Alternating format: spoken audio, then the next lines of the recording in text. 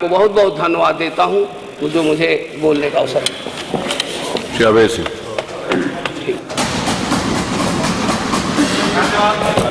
आदरणीय अध्यक्ष जी, आपने बजट के आप अवसर पर बोलने का अवसर दिया, इसके लिए मैं आपका बहुत बहुत आभारी हूं। सबसे पहले मैं अपने आप को माननीय लाल जी वर्मा जी संबद्ध करता हूं और हमारे समाजवादी पार्टी के जितने वक्ता रहे हैं बजट में मैं उन सबसे अपने आप को संबद्ध करता हूं और मैं कहना चाहता हूं कि भगवान राम को मानने वाले हम भी हैं और आप लोग भी हैं। भगवान राम और रामचरितमानस को आप भी मानते हैं और हम भी मानते हैं। तुलसीदास जी ने लिखा है, निंदक नियरे राखिए आंगन कुटी छवाए, लिखा है ना। लेकिन जब भी हम लोग कोई बात कहते हैं, कोई चर्चा करते हैं, तो यहां से मान लीजिए कोई प्रश्न उठाया जाता है, कोई चर्चा की जाती है, तो गोलमोल जवाब आप लोग दे देते हैं, कोई दिक्कत नहीं है। क्योंकि हम नहीं करेंगे, मत सोचिए हम विपक्ष हैं, हम किस लिए कर रहे हैं। अधिकार बहुत बुद्धिजीवी लोग कहते हैं, पत्रकार लोग कहते हैं, जो बाहर चर्चा होती है उसको हम लोग यहां आकर के बोलते हैं तो डिबेट माना जाता है कि डिबेट होनी चाहिए, स्वस्थ तरीके से होनी चाहिए। उनकी चर्चा ये है, उनका परसेप्शन ये है कि देश में भले अमृतकाल चल रहा है लेकिन अधिकारियों का स्वर्णकाल चल रहा है। जिस तरीके से अधिकारी आपको घुमा के देते हैं उस तरीके से आपके यहां से प्रश्न के जवाब आते हैं। कोई बात नहीं, हम लोग बोलते हैं, आप जान जाते हैं क्या सही क्या गलत है, लेकिन हमारा आप सभी लोगों से अनुरोध है कि जानने के बाद ठीक है हमको आप यहां गुमराह कर दीजिए, लेकिन जानने के बाद वहां कम से कम उन अधिकारियों कर्मचारियों पर कार्रवाई कीजिए जो गलत तरीके से आपको जवाब दिया करते हैं।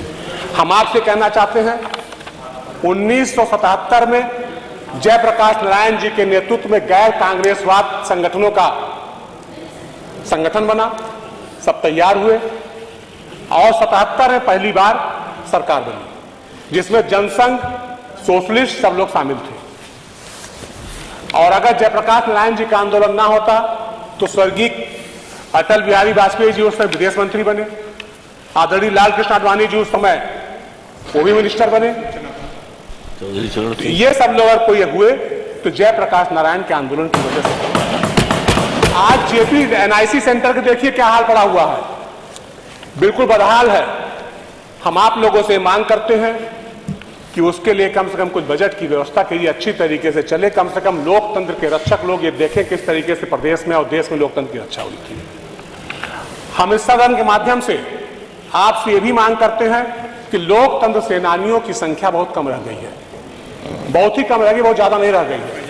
अगर उनको 5,000 रुपया बढ़ा दिया जाएगा तो उनका बहुत भला हो जाएगा। बहुत से लोग ऐसे हैं जो परेशान हैं और रहते हैं और अपने समाज में विचरण कर रहे हैं। हम आपसे कहना चाहते हैं, मेडिकल का बजट आपका कम है, भले आप कहीं और कटौती कर लीजिए लेकिन उसमें थोड़ा बढ़ावा कर लीजिए।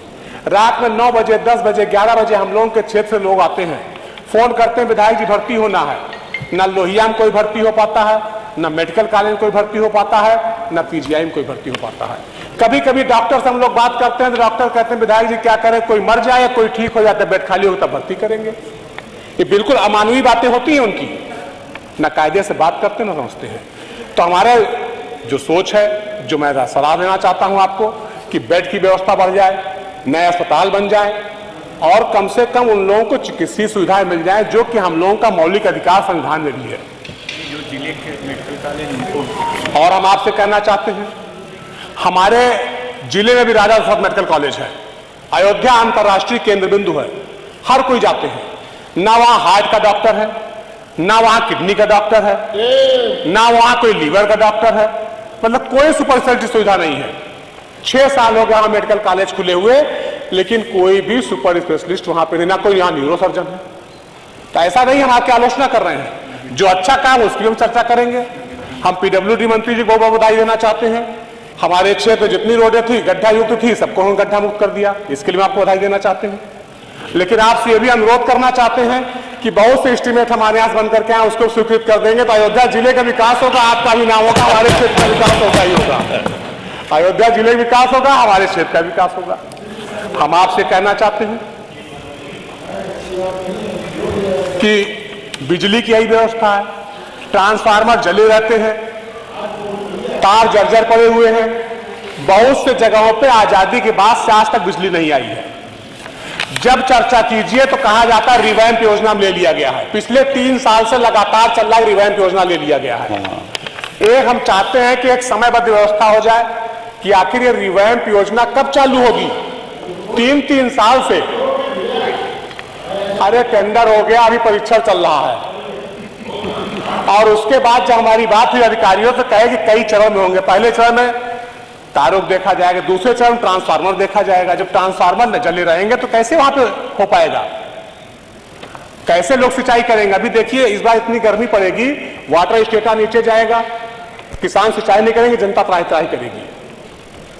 हम आपसे कहना चाहते हैं बिजली के मद में थोड़ा भले बढ़ा लीजिए और बढ़ा लीजिए, लेकिन बिजली की व्यवस्था सुचारू रूप से हो जाए। हम आपसे कहना चाहते हैं बहुत सी चीजें हैं, जैसे नरेगा में आपका बजट कम है, उस नरेगा में आप कुछ बढ़ा लीजिए बजट। बहुत सी कंपनियां जो छोटी छोटी फर्में हैं, निर्माण सामग्री सप्लाई की, उनको 2-2 साल से पेमेंट नहीं हुआ है। और हमें कहना चाहते हैं आदरणीय संसदीय कार्य मंत्री जी, कम कहां से करें ये भी बता दो ना सब। हाँ? कम कहां से, कौन सी जगह से करें ये बता दो। अब बढ़ा ले कहीं से, ये तो आपकी व्यवस्था देखना है ना। डबल इंजन की सरकार हम है। आदरणीय संसदीय कार्य मंत्री जी बैठे हुए हैं। अभी पिछले सत्र में चर्चा हुई थी IGRS पे। हम ये चाहते हैं कि IGRS में कोई एक अच्छा टेक्निकल अफसर हो, बैठा दीजिए, कर्मचारी बैठा दीजिए। मैं खुद शिकायत किया, जिसके खिलाफ शिकायत किया उसी के पास पहुंच गई फिर जांच। हम बधाई देना चाहेंगे दीपक कुमार जी को, जो माध्यमिक शिक्षा के ACS साहब हैं। मैं उनके पास ले गया, हमने कहा देखिए मैंने IGRS में लगाया था, क्वेश्चन में लगाया था, देखिए उसी के पास चला गया। खैर वो उस कागज के लिए उन्होंने कमिश्नर और DM को जांच के लिए ऑर्डर कर दिया। लेकिन ये मान लिया हर कोई अभय सिंह नहीं होता, विधायक नहीं हो सकता है। जो आम आदमी जो कि ये विश्वास करता है कि मुख्यमंत्री क्या हम शिकायत करेंगे तो हमारी शिकायत का निस्तारण होगा।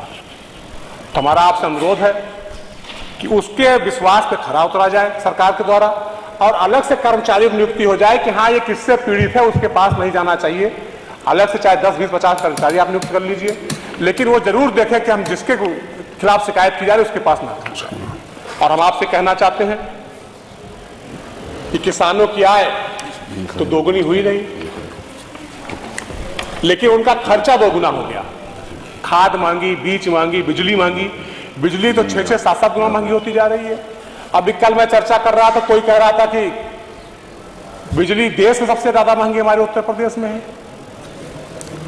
हम आपसे कहना चाहते हैं। धन्यवाद अभय जी, आप एक मिनट एक मिनट दुष्यंत कुमार जी की 4 लाइन करके हम 4 लाइन बताइए। 4 लाइन चले, कोई वाली 4 लाइन सिर्फ हंगामा खड़ा करना मेरा मकसद नहीं। हाँ, सिर्फ हंगामा खड़ा करना मेरा मकसद नहीं। मेरी कोशिश है कि सूरत बदलनी चाहिए।